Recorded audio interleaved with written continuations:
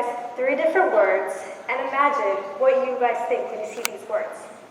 So, what do you see when you see this Australia? Do you guys see this? This? This?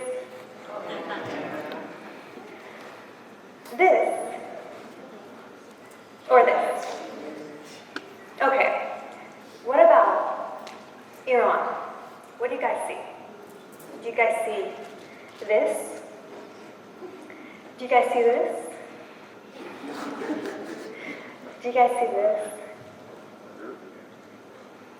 This?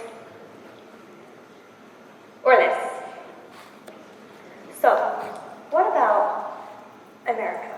What do you guys see? Do you guys see this? Do you guys see this? This? This? Or this? So all these words are me, but not the pictures. I conducted a survey wanting to know how other people feel about their cultural identity. I asked 4 simple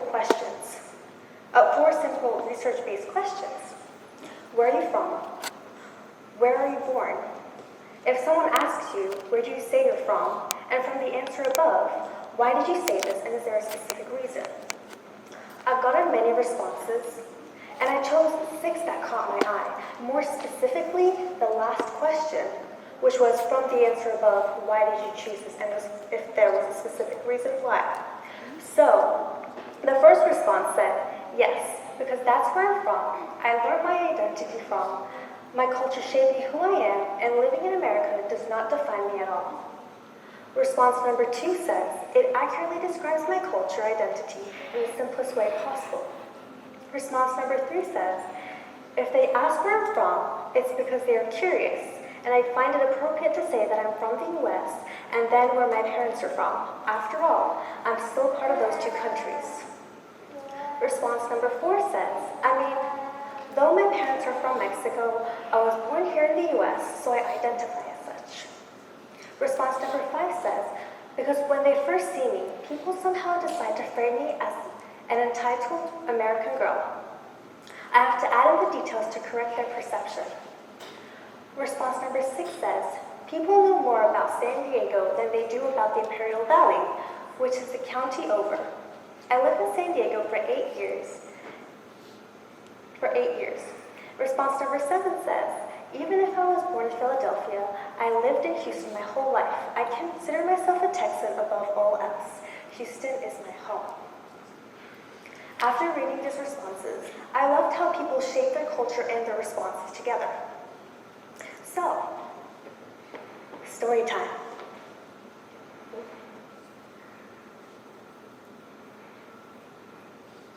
Story time.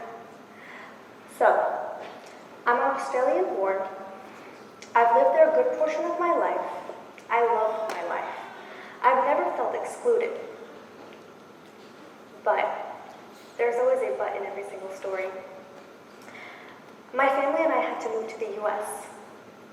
Thanks a lot, Dad. So we go to Disneyland to start a new life on a good start. But that wasn't home.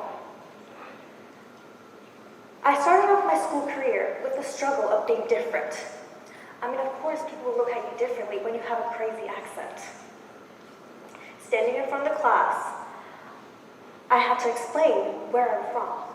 I found it extremely stupid, because no one frankly cared. If you're different, you're different. Moving on. A year or so later, we moved back to Australia. When we went back, all the people I knew had gone to a different school.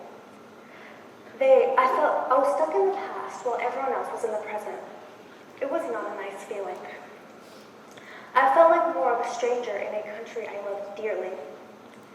I remember when I was talking to one of my friends, the subject was birthplace.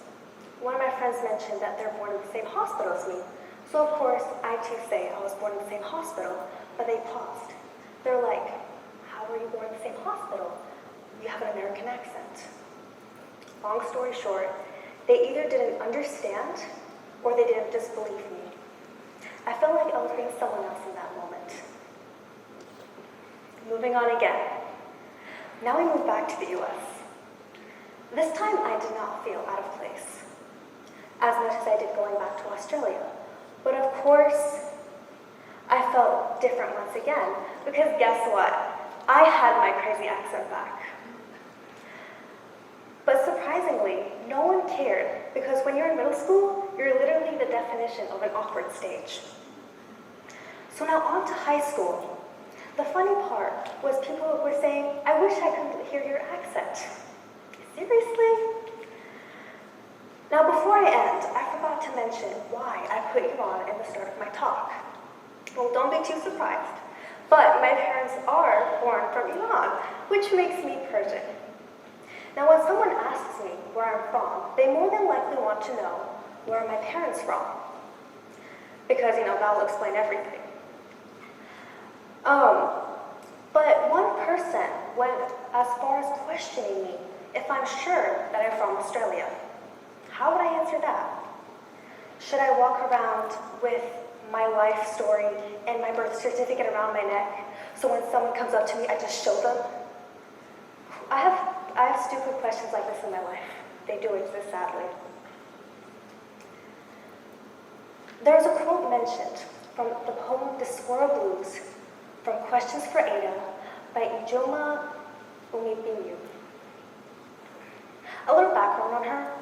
She mentions her displacement in returning to Nigeria after leaving the country for a few years. Her quote mentions, "So here you are, too foreign for home, too foreign for here, and never enough for both." That pretty much sums up my life crisis. I'm too foreign to be Australian, too foreign to be Persian, and too foreign to be American. Now, this does not mean that there's a literal separation between me, the culture, and the people of the country. It's more of a feeling that cannot be described, and if described, no one will understand until they feel it themselves. Being foreign has a lot of advantages and disadvantages. Some days you hate it, some days you don't. But you can never get rid of it, and if you do get rid of it, and if you hide it, you won't feel whole. So I may have the struggle of having a little bit of each country, but I'm glad I do. 3 different cultures, 3 different continents, 1 word. Kiana.